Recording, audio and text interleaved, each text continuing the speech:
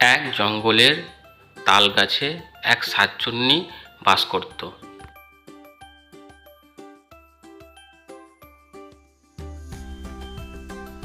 এই জঙ্গল তো একদম শুনশান হয়ে আছে, মানুষ নেই, জন নেই, কোনো প্রাণী নেই।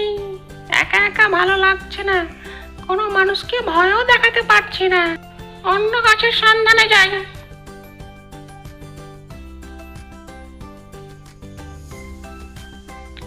তারপর শাকচুন্নিটা একটা বাড়ির উঠানে একটা নারিকেল গাছ দেখতে পেল। ওটা তো একটা নারিকেল গাছ, সে তো বাড়ির উঠানে, তাতে আমার বয়েই গেল। আমার কাজ শুধু নারিকেল গাছে থাকা আর টুকটাক নারকেল খাওয়া, ব্যাস। তারপর শাকচুন্নিটা সেই নারকেল গাছেই বসবাস করতে লাগলো।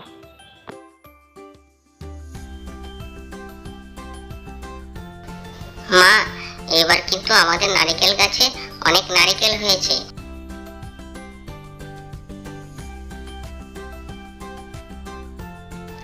এইবার কিন্তু তোমাকে কিন্তু নারকেল নাড়ু অবশ্যই খাওয়াতে হবে।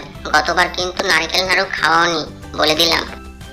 গুড়ের যা দাম, কি করে নারকেল নাড়ু তোকে খাওয়াবো রে? দেখি এবার জমানো টাকা থেকে তোকে অবশ্যই নারকেল নাড়ু খাওয়াবো। এই তো এই ছোট্ট মেয়েটা খেলছে, একেই একটু ভয় দেখাই।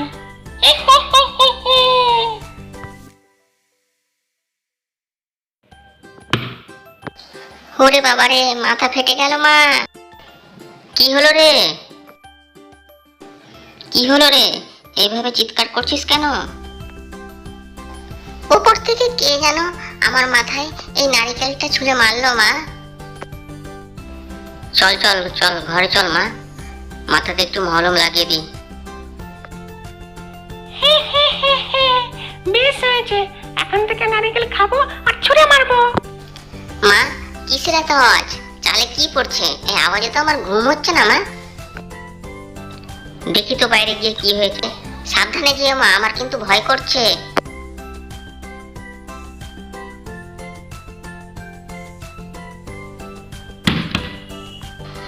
এই ডাবগুলো কে ছুঁড়ে ফেলছে এত রাত্রে?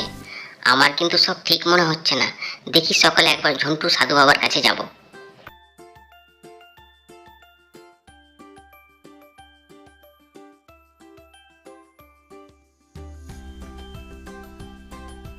আয় আয় মা আয়, আমি সবই জানি, আয় আয়। মা, তোদের নারিকেল গাছটাতে এক শাকচুন্নি বাসা বেঁধেছে। সেই শাকচুন্নি তোদের বিরক্ত করছে। চল, আমি নিজে তাকে শায়েস্তা করব। এর আগেও একবার করেছি। সাধু বাবা, আমাকে রক্ষা করো ওই শাকচুন্নির হাত থেকে। আমার বাসায় একটা ছোট্ট মেয়ে আছে, তাকে নিয়ে খুব চিন্তায় আছি আমি বাবা। তারপর দ্রুত সাধু বাবা তাদের বাড়ি গেল। এই শাকচুন্নি, বেরিয়ে আয় বলছি, আর লুকিয়ে থাকিস না। আরে কে এটা? এটা তো সেই ঝন্টু সাধু বাবা। এর আগে আমার খুব জ্বালিয়েছিল আমাকে। বাবারে বাবা, আবার কি হলো রে বাবা? এর আগের বার কথা ভুলে গেছিস শাকচুন্নি? তোর কি হাল করেছিলাম মনে নেই? মনে আছে, এক্ষুনি পালিয়ে যাচ্ছি আমি। আর জীবনে এই গ্রামের মুখ হবি না এবং এই বাড়িরও মুখ হবি না, না তো এরপর তোকে জ্বালিয়ে ছাই করে দেবো। কথাটা মনে থাকে যেন।